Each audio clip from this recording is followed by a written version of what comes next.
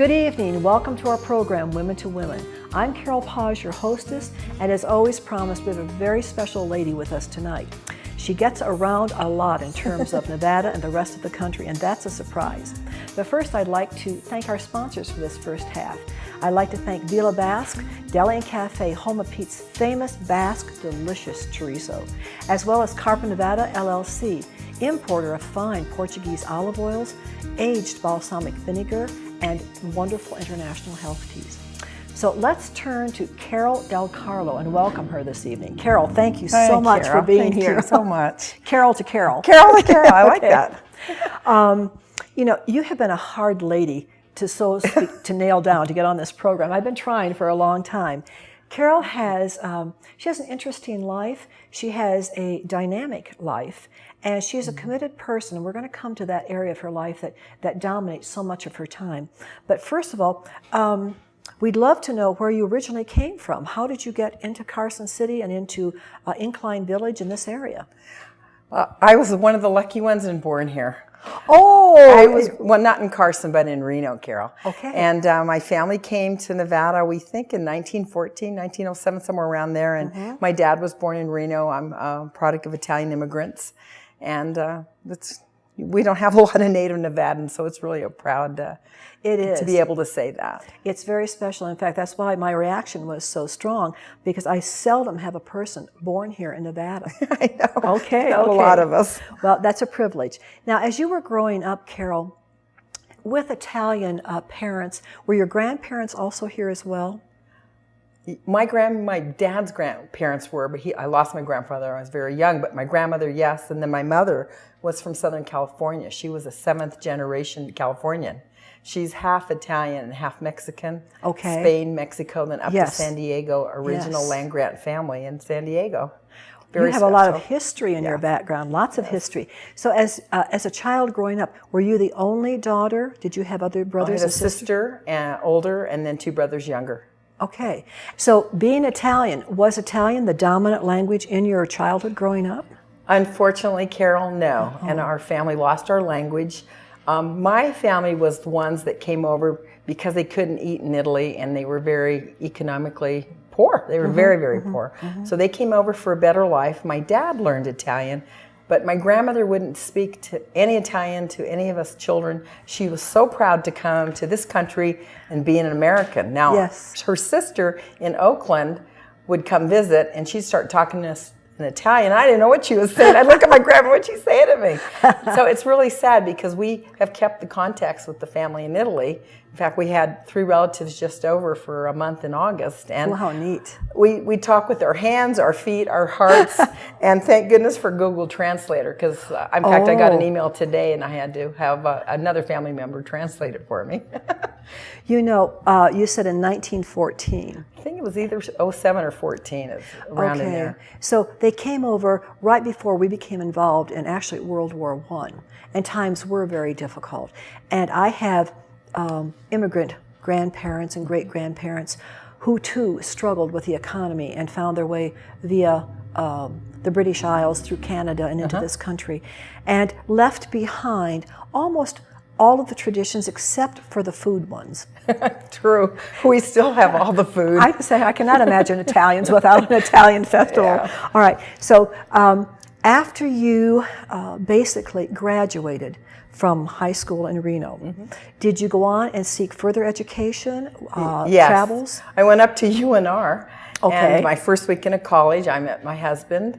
That was fast. Who was to be, I know, I was not planning that, but and he was from Virginia City, and he was born in Carson City because there was no hospital in Virginia City. So we married a year later, which was very young, but we just celebrated 42 years in August. So fantastic! Thank you, fantastic. And we still have a spark for each other. So it's really nice. And that's so special to hear, Carol, because marriages are challenged from so many aspects, and to have a 42-year happy marriage with ups and downs. Of course, that's part of marriage, but that's wonderful to hear. Congratulations. Thank you.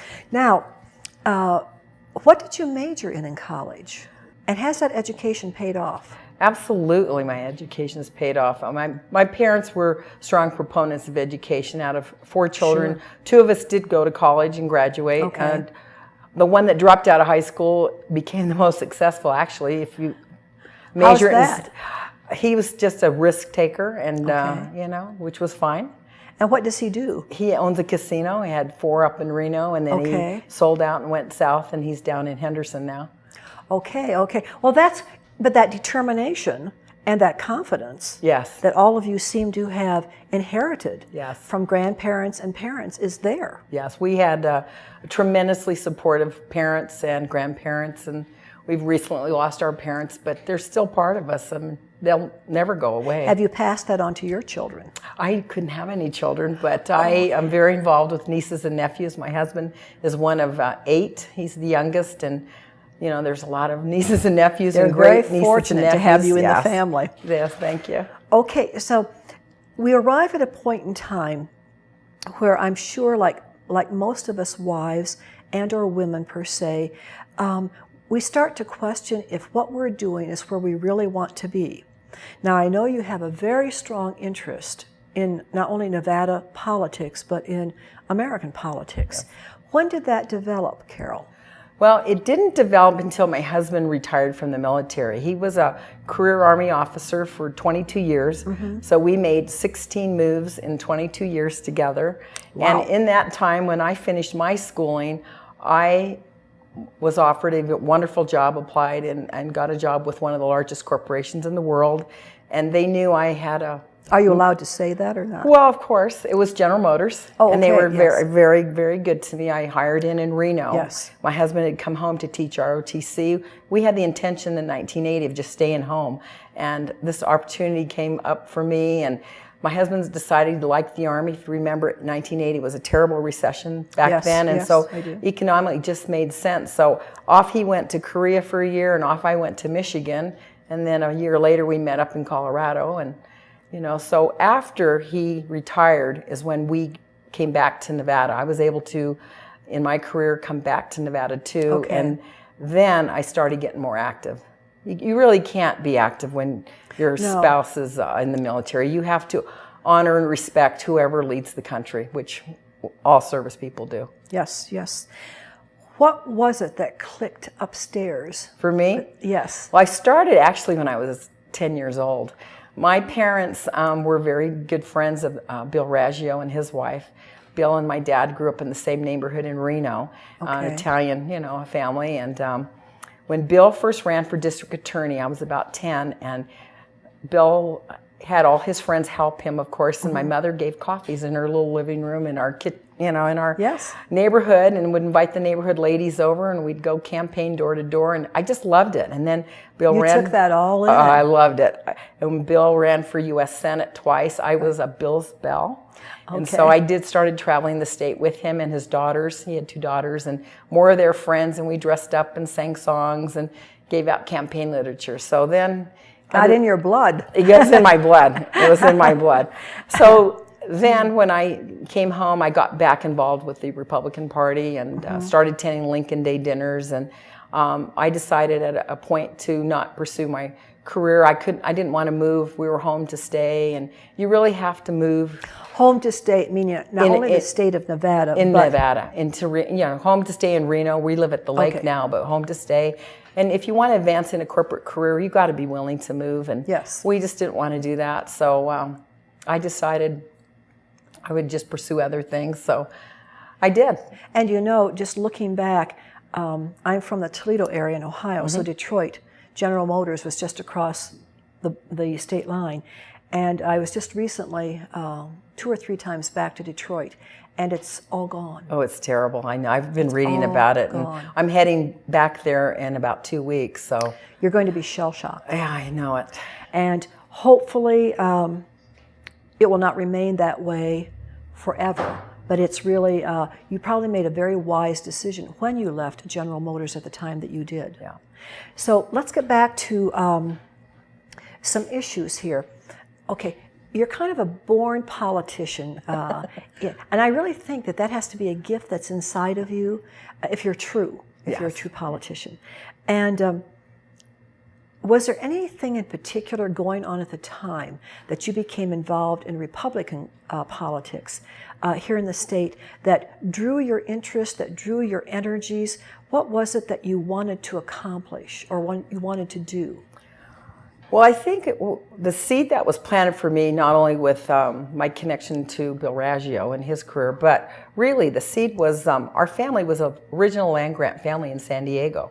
Okay. And we lost our property in San Diego to taxes many years ago. And this was a story that was just passed down the generations. And my husband and I and my parents bought a home in Incline Village during the recession, 1980. And we leased it out all those years. We weren't home. And we came back and they started raising the taxes, and the taxes just went crazy up there, and a group got together and started fighting the taxes. And one of the women that led that fight, Mary Ann Ingmanson, really is a hero of mine, and she's been at it for 11 years, and we've won 3 Supreme Court cases. I say we because we've supported that effort, and right. I don't think anybody should ever be taxed out of their home, ever, and I guess the taxes. Okay, so let's take that stance that you fought and work our way into some others that are now on your agenda. Okay. And we'll be right back. Don't go away. Okay. Join us at the Carson Nugget for The Prize is Right, our 3 million point swipe and win giveaway happening every Sunday through Thursday. You can win up to 100,000 points instantly at our kiosk, and all you have to do is swipe. Only at the Carson Nugget. Come into Villa Basque Deli and Cafe right here in Carson City, Nevada. Discover fine Portuguese extra virgin olive oils,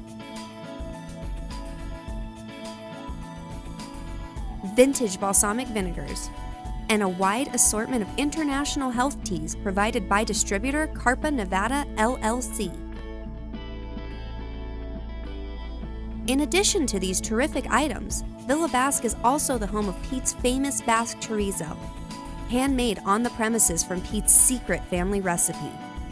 Satisfy your culinary curiosities. Don't delay. Report of wildland fires threatening structures. When disaster strikes, will you be ready? Information is essential during a disaster. That's why we use the latest technology to keep you informed. When you register, you'll receive emergency alert messages on all your devices and phone numbers at once. Go to ReadyWashoe.com. Click on the Get Message icon, then just fill out this quick form. It's easy. Don't get caught unprepared. When disaster strikes, be ready. Hi, I'm Stephen Lincoln with CarsonCityHomes.com, Carson City's original online real estate resource. At CarsonCityHomes.com, you get effective and easy-to-use tools to help you select your next home today. With our easy-to-use website, you can search listings throughout Northern Nevada and narrow the results by selecting every facet, quirk, and quality you desire.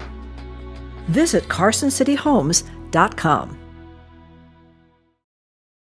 Apex SCF provides cutting-edge, hands-on training that effectively addresses today's threats of violence. The Apex Stay Alive course teaches proven methods for personal protection and attack countermeasures that can be applied in any environment.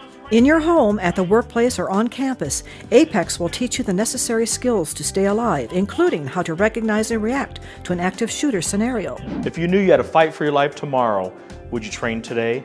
Contact us now to sign up for a class in your region. How was school today? Cool, we learned what to do in case there's an emergency.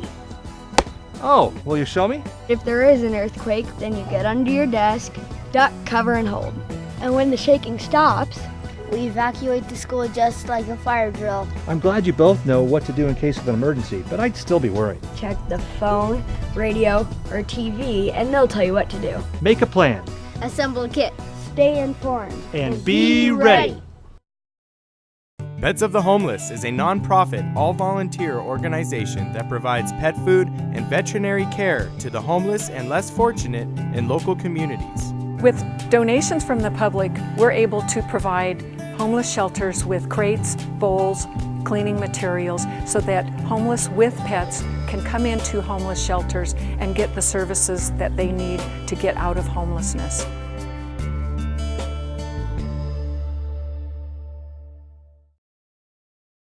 When a disaster strikes our region, will you be ready?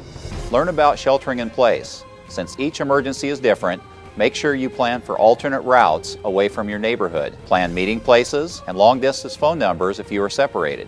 Assemble food, water, medicines for at least 3 days, and a portable radio to stay informed. Remember, make a plan, assemble a kit, stay informed, be ready. For more information, contact your local emergency manager. Football is back! And it's your turn to score with Carson Nuggets Touchdown to Cash drawings, where you can win up to $50,000. Come down every Friday and Saturday for your chance to win big. Welcome back to our second half of the program, Women to Women. We're with Carol DeCarlo, and we're going to return to Carol in just a moment. But first, I'd like to thank our sponsors for the second half. I'd like to thank CarsonNow.org, which is the 24/7 place to go here on the internet. If you want to know anything that's happening in Carson City, it's CarsonNow.org. We'd also like to say a special thank you to the Nevada Appeal and the Record Courier, who are always encouraging and supportive of our small businesses. They want us to shop locally, and we appreciate and respect that very much. So let's return to our guest, Carol DeCarlo. Carol DeCarlo again. Yay. You have indicated that there are specific reasons why not only it's something that's within you that you want to serve the state of Nevada, you want to serve the people of Nevada. And that rings true for, I think, Republican, Democrat, Independent, Libertarian. When that is in your heart, right, it speaks to you deeply, and it promotes you and prompts you to do something with that energy, with that attention and focus. So taxes are what made you take a stand. The increasing taxes at one of your properties up in Incline Village, even though you were living in Reno. No, I was living up there. Oh, okay. We were living up there. We came back to Reno, but we moved back into our home that we had purchased in '82. Okay. We moved back in '95, and we still live there. All right. And in our first half discussion, you said that your group was responsible and very fortunate. You won 3 court decisions. Yes, and it's still ongoing. We're not finished with this fight yet. And it's been how long? 11 years. And those types of fights, those types of battles do require time. Yes, and commitment. Definitely. And I mean, I'm not taking any credit for what's happened in Incline. It's really sparked my interest of getting involved, because we've had a tremendous board under Mary Ann, and they've really have worked hard, and we just all help and contribute. When the alert comes out to go to a meeting or to be seen at the Supreme Court, I go. Yes, and it also sets a wonderful standard for all of us, as well as for those on the court side, all right? Because they need to know that the public is paying attention, the public cares, and the public will and can take action that will have to be resolved through diplomacy, through court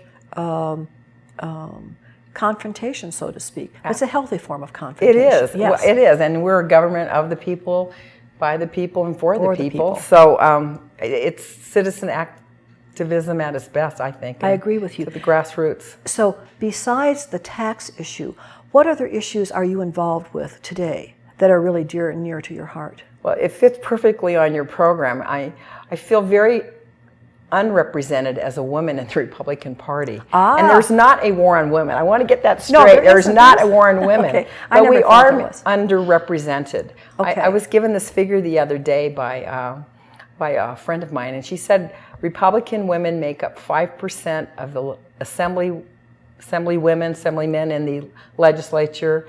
And here in Nevada. In Nevada, and the Democratic women represent 60% of the legislature. Wow, what an unbalanced. It's very out of balance. And I didn't know that. And I applaud the gals that have come together and promoted it from the women, and we're behind doing that, and we're trying to catch up. We have a group called Maggie's List that works on national campaigns, just national campaigns. But here in Nevada, we've got a group just started called Women Equal Results, and I'm not saying there's the man's not okay in the Canada. I'm just saying we want to find good, qualified women to also get involved. So we're more represented, and the same for minorities. And I think that over the past few years, we've seen that unity and I'm neither Republican or Democrat, but I have seen a unity within the Democratic women's organizations that has made a difference. Yes, you're right. They're vocal, they're out there. I don't know whether they're always right, okay, in my opinion, etc. I'm not sure that Republicans are always right in their opinions, but I'm willing to weigh the sides. I'm willing to wade into the issues and find out for myself. I really want to be informed, well informed. So in terms of leadership, Carol, are there areas that you are interested in helping to develop more Republican women in the party? Yes. I just finished 2 years serving as the president of the Incline Village Crystal Bay Republican Women, and one of my big things was to grow the club. I mean, we've lost membership over the years, nationally, statewide, and locally. I started with 77 women, and when I finished by the end of December, we were up to 106. And this is in a community. Yeah, thank you. This is in a community where 62% of the homeowners are second homeowners, and so many of our women have second homes and go away for the winter. So that, that was a challenge in itself. Very much so. I was very active in both the 2008 and 2012 presidential campaigns, although we weren't successful in Incline, how we voted in 2008. I have to proudly say that with all our hard work and organization, our town did go for Romney in 2012. And I'm going to be leaving next Wednesday. We're going to the National Federation of Republican Women Convention. It's in Louisville, Kentucky. And then I will also be running in October 12th. We have our convention in Las Vegas, and I'm going to be running for state president. So if I'm elected, and hopefully so, one of my missions, huge mission, is to troop around the state and get more women involved and more women, and really start combing and looking for women to run for office. That's just a big priority for me. How do you find any personal time? Does your husband ever see you? He's very supportive. He's very supportive. And I served as the Republican Party secretary for 4 years, from 2007 to 2011. For the state of Nevada. For the state of Nevada. That's a big deal. It was a big job. But and we're volunteers. I mean, we aren't paid, and our expenses aren't reimbursed. We do this out of love of the party, love of the state, and a passion for what you do. And a passion for the Constitution. Absolutely. And we have Constitution Day coming up September 13th. I don't know when this airs, but it's really important that we get back to some basics in this country. Yes. Okay. Let me ask you this, Carol. As a woman, do you see our first woman president on the horizon out there?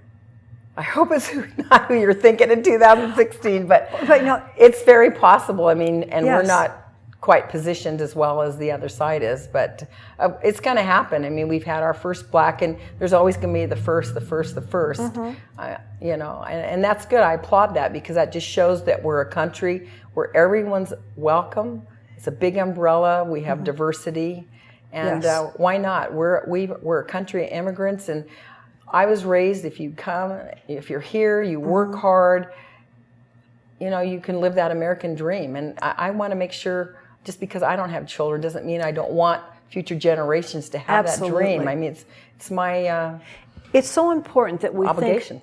So important that we think way beyond ourselves. Absolutely. Because leadership, and your husband would know this as well as anybody, leadership entails what is healthy for the goals that we're trying to achieve here. To know those goals and to know how to achieve them requires not simply focus, but lots of determination and day-by-day commitment, hour-by-hour strategy, and it requires a unity within, a unity that allows for differences of opinion, because you need to have those differences to finally come up with what's a very good strategy. I agree, Carol. I mean, I think my human resources background has helped me in that regard. I really believe everybody has wonderful strengths, talents, and we don't all have the same. So you find what that person brings to the table, and we are going to have differences, but let's see what the differences are, and some things you're not going to agree on. One of the things in my corporate background, I did labor relations with the union. I was on the management side, and That's I did toughy. this. Oh, it was very tough. Worked in a union environment on the management side almost my entire career, and I learned that you're not going to walk in and get everything you want in a negotiation. They're not going to walk in and get it, but you still have a business to run. Right. You still have it. My business was getting the parts out the door for the customers, and we sit down. We have to compromise, and I know that's a word people don't want to hear, but we're not going to win every. I think it's a very healthy word. Yes. Compromise doesn't mean that you have to give up what is essential. That's right. Your core values. Your core values. And I think both sides, or all three sides, often enter a room knowing right up front that they're going to have to listen, they're going to have to give in to some points, not all points, but there's a tendency growing, and I don't know that it's new now. I think it's always been there because we're humans and we don't change that much from one generation to the next. True. Okay, the core humanness is still there, and yet threats and cajoling, dishonesty are something that a labor management person has to be aware that it's out there. Yeah. And some people are weaker than others, and they succumb to those threats. They succumb to those fears. And what a tough job it is in leadership to know the strengths of every single one of those people in the room that you're dealing with, and how do you bring them out into a unified decision. You're right. It has to be shared goals, a shared objective, and the only way you're going to find that is sitting down and talking and hashing it out. And I'm one of these that if it gets out of control and the emotions start running wild, it's time to take a break. Everybody leaves the room, you cool off, and when you're ready just to talk like we're talking, you can have a good discussion, and reasoning can take place. It's when you get emotional, reasoning stops, so I won't even deal with it then. And what comes to mind right now happens to be Republican president. But I think that Lincoln really demonstrated that so well in a very antagonistic and confrontational cabinet that he worked with. They certainly had to learn what the common good was and get away from their egos and from those kind of rather selfish attitudes and goals that they had. So leadership is, I believe, I don't know that you're born with leadership, but I think it can be created by certain characteristics that others not only see, but that you feel intensely within yourself, and it has to be for the good of us all. Oh, I agree, Carol. And there's leaders, of course, in everything, and I don't know if you're natural born either, but this is just the path that I've ended up taking, and I feel prepared to lead and to help. And yes, and I think that in many ways, Carol, you have been blessed, even though you did not have children. You've had, as you said, an extended family to be a part of, and yet at the same time you were gifted with the time, the ability to become educated, and to use those personal gifts in corporate situations that brought you back into communities where that corporate management style really can be applied so effectively. Yes. I wish you the very best in your upcoming discussions, elections, and make us think out there. Bring us right back to those core values. Don't let us get away from them. Don't let us ignore them. Don't let us let somebody else do what we should be doing. Go after us. You're absolutely right. We need to do our own messaging better. Yeah, okay. I'm with you. Thank you. Than't you so much for being here tonight. I appreciate your time. Thank you. And I know she's given all of us a lot of things to think about. She's put a full plate in front of us, and don't walk away from it. Take a look at the plate and see, is there any part of that you can digest to and work with. We'll see you next week with a brand new program, a brand new guest. In the meantime, stay well. Good night.